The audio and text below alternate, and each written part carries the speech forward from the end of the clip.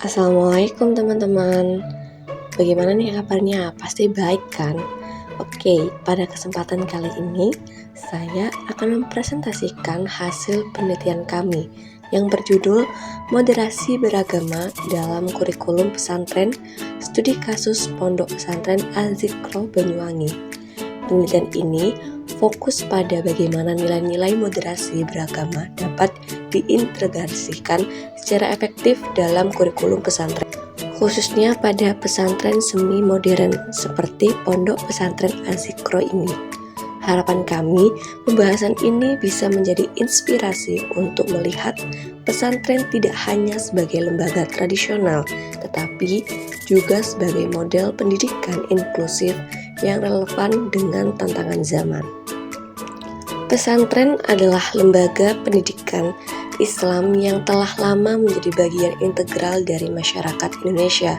Namun, perkembangan zaman menghadirkan tantangan baru seperti meningkatnya polarisasi agama dan ancaman radikalisme yang membutuhkan pendekatan pendidikan yang lebih inklusif dan toleran. Moderasi beragama menjadi salah satu solusi penting dalam menghadapi isu-isu ini, dengan mengedepankan sikap menghargai keberagaman dan membuka ruang dialog antar umat beragama. Moderasi beragama dapat menciptakan masyarakat yang harmonis dan saling menghormati perbedaan.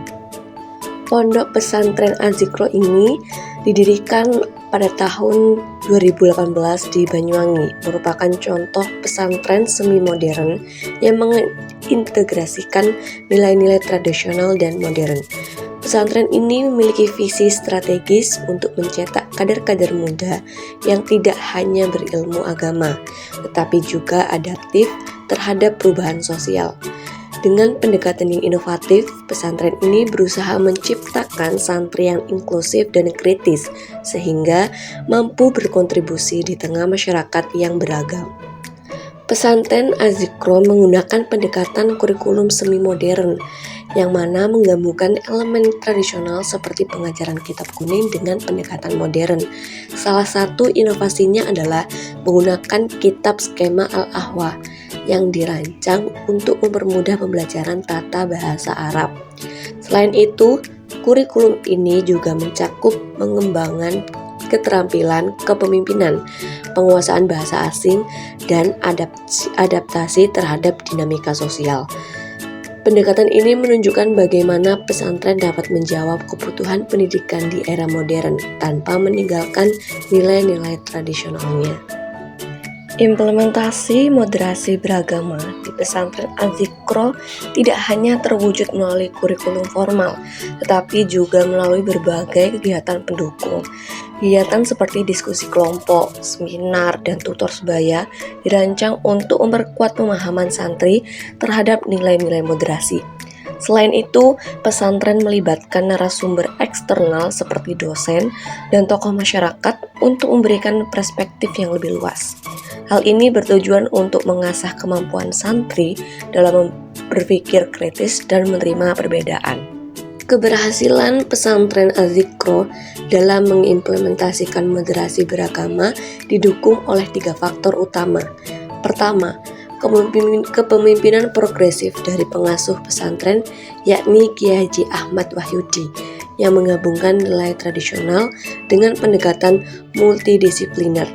Yang kedua yaitu keterlibatan aktif wali santri yang tidak hanya memberikan dukungan material, tetapi juga mendorong pengembangan pemahaman yang inklusif pada anak-anak mereka.